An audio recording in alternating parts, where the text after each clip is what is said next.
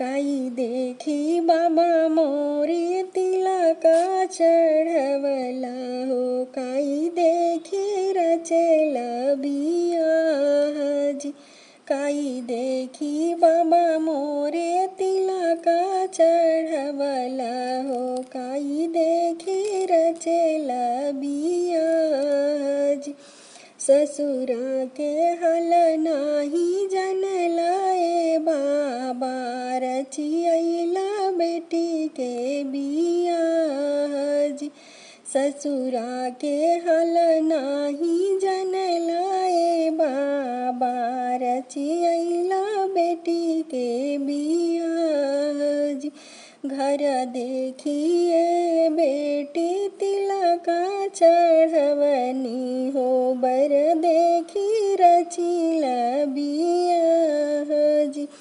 घर देखिए बेटी तिलका चढ़वनी हो। बर देखी रचिला बियाह जी। ससुरा के हल नाही जननी बेटी नाही जननी करम तोहार जी। ससुरा के हल नाही जननी बेटी नाही जननी करम तोहार जी। झारिया झुरिया बाबा संगे बैठवले हो। पूछन लागे ससुरा के हाल जी। झारिया झुरिया बाबा संगे बैठवले हो। पूछन लागे ससुरा के हाल जी। कवनी कवन सुख पवलू बेटी हमारा से दिहा तू बताई जी। कवन कवन सुख पवलू बेटी हमारा से दिहा तू बताई जी। खाड़े चिरौं जी के भूंजले बाबा कड़ुआही तेल में कढ़ारी जी।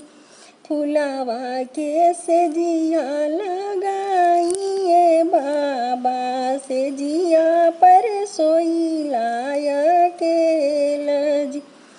फुलावा के से जिया लगाइए बाबा से जिया पर सोइला केल। जरी जाहू नौआ हो तोरी नाउअरिया हो। जरी जाहू पंडित तोर वेद जी। जरी जाहू नौआ हो तोरी नाउअरिया हो। जरी जाहू पंडित तोर वेद जी। अतना बचन जब सुनेली बेटी हो। कवन बेटी नैना से ढरे लागे लोर जी। एतनी बचन जब सुनेली बेटी हो। कवन बेटी नैना से ढरे लागे लोर जी। बढ़ाहू नौआ हो तोरी नाउअरिया हो।